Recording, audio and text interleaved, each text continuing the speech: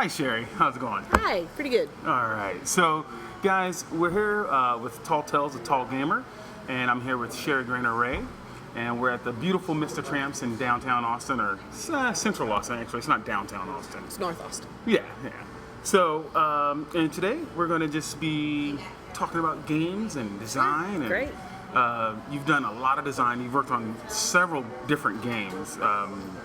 And a lot of people don't know this about you, but other than game design, you're also kind of fast. You do a lot of racing on the weekends? Yeah, racing cars. Yeah, I should say that. Racing cars. So people get it confused and they think I actually run. No.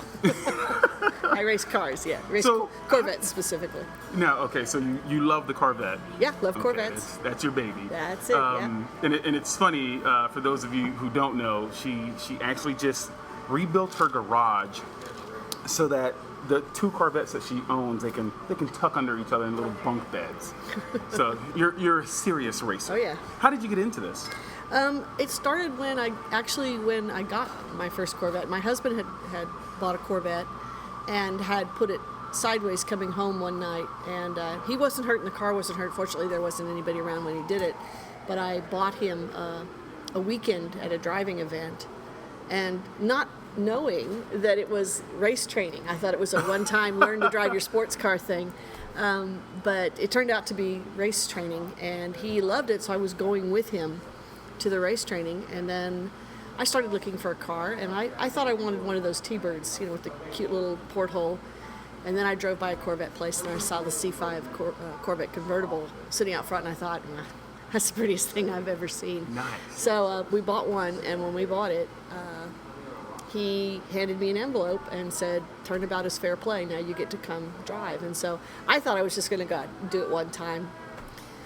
That was 6 years ago. We're still driving, and it's now turned into kind of an obsession. That's awesome. With lots of race cars. That's amazing. So yeah, it's really stupid fun, and it's not near as dangerous as everybody seems to think it is, but it's really an awful lot of fun. And we do road course racing, so we don't just go in a straight line, and we don't just go in a circle. We do more like F1. We turn right and left. Now, so there's a NASCAR joke in there in that whole turn right and left.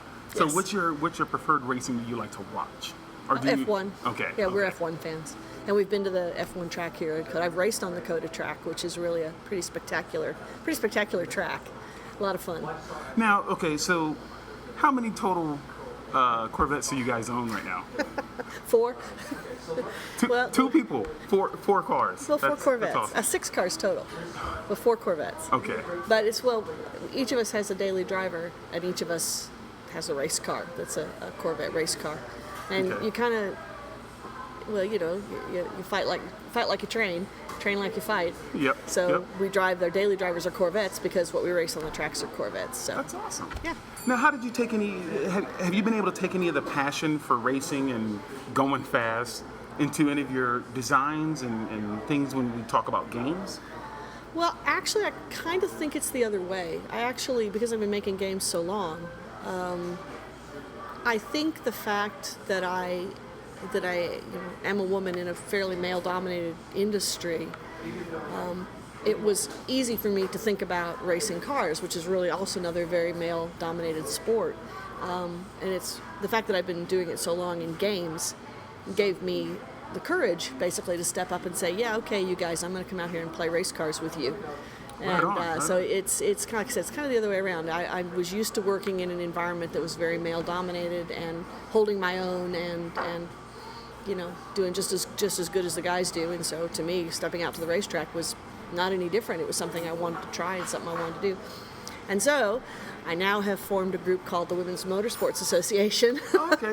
Wait a minute. And so we're again, it's what I did for the game industry. Now I'm kind of playing around doing it for the motorsports industry too. Yeah, I was just going to say, because I know that you're a big part of Wiggy and... Yeah, I founded Women in Games International. Yeah, I was one of the co-founders. That's awesome. And also the Women in Games SIG, special interest group for the IGDA. I founded that. I actually was the founder of that, moderated their mailing list for 10 years.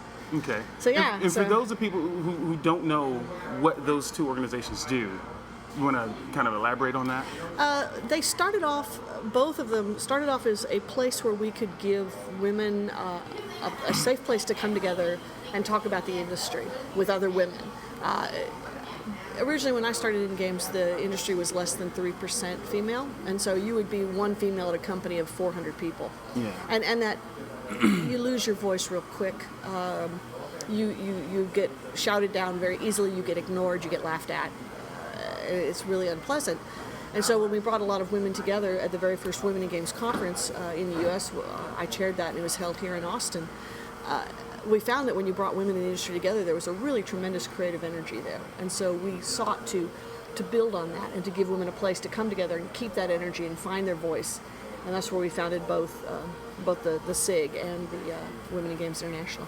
That's awesome. Yeah, it's been a lot of fun. It's done some really good stuff. I'm real proud of both organizations. So your track record and your LinkedIn, it just is long, right? You've done some amazing things. What's next? I mean, first off, before we even touch on that, what's next? What are some of the favorite games that you've worked on? I know World of World of Heroes or City of Heroes. City of Heroes is what I played. Yeah, love that. I love City of Heroes. I played it from pre-beta till shut down, and I'm still mad at them for shutting that down. It was a really great game. It was a great game. It was a great teaching game for people to kind of learn about what MMOs were all about. In fact, I used it to teach my parents how to play MMOs, nice. Which is a whole nother story. Very funny. But what's my favorite game that I've worked on? Probably, it would probably be a game that didn't ever come out. I was the lead designer on a game for a big MMO for Sony Online, and it got shelved to move us all over on the Star Wars Galaxies, but it was a game called, it had a bunch of names. It had a bunch of code names. Code name for it was Good Life and Emergence, and I think finally at the end we had settled on Black December was the final name that had come out before they shut us down, and it was a post-apocalyptic MMO, and okay. I was the lead designer on it, content lead and then lead designer, and it was going to be really, really good, and I had a lot of heart and soul in that game, and we were 9 months we were 18 months with 9 full playable milestones into the game. Oh wow! When they canned us to put us on to Star Wars, but Star Wars Galaxies would probably be my second favorite because I actually worked on that game all day and then went home and played it at night. Yeah. And it was really fun because the people I ran with didn't know I was a developer. So they'd be going, "Oh, those devs, look what they did." I go, "Yeah, those darn devs." Yeah. It's awesome. And that was fun. I actually spent a lot of time in that game too, so yeah, that was a fun game. Definitely a fun game. People forget. People really will come down on it pretty hard, but I think the game industry and the history of the game industry will remember it in a lot better light than it was when it was initially shut down.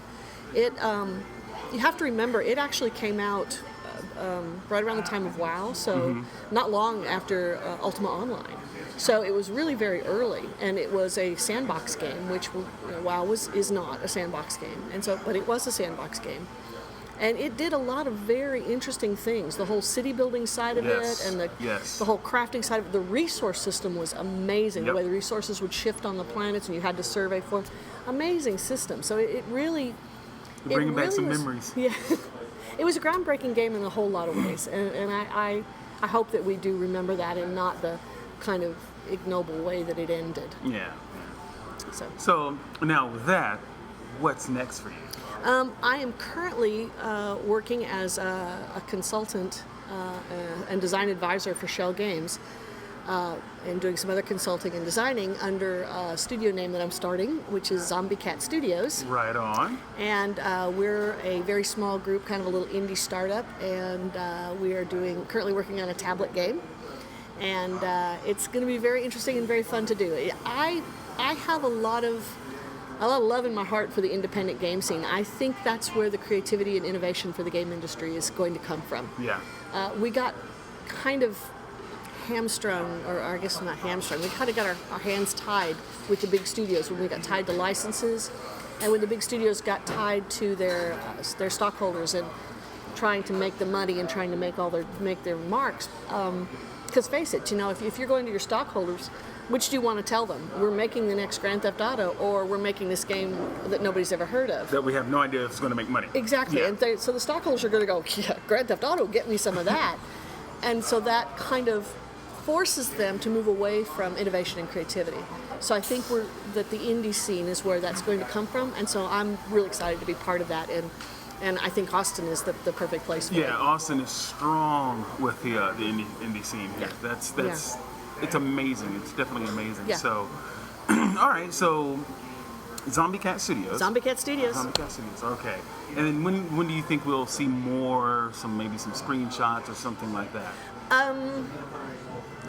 I can't say too much, but everybody please come to the Captivate conference. Yes. Let's definitely for sure mention the Captivate conference. Captivate conference. I am hoping to have something very exciting to show at Captivate. Okay. Are you speaking at Captivate? I will be speaking, Okay. yes. What are you going to be speaking on? I'm doing a design talk on the role of designers and how the role of designers has changed and what designers today need to know Okay. coming into the industry. Awesome. Well, great. Cool. All right. Well, thanks, Sheri. I appreciate Thanks your so time. much. It's been fun. Yeah. So, hey, guys. Sheri Ray, where can they follow you at? You can follow me on, you can find me on Facebook, Sheri Graner Ray, or you can follow me on Twitter, Twilight1. And just for the word, don't ever do that. Use your real name on Twitter. I didn't because I wasn't sure I was going to stay on Twitter, but it's Twilight, TWYLITE 1, which is also my game name. Yeah, you can find me there. Awesome. Well, great. Thank you. Thanks so much.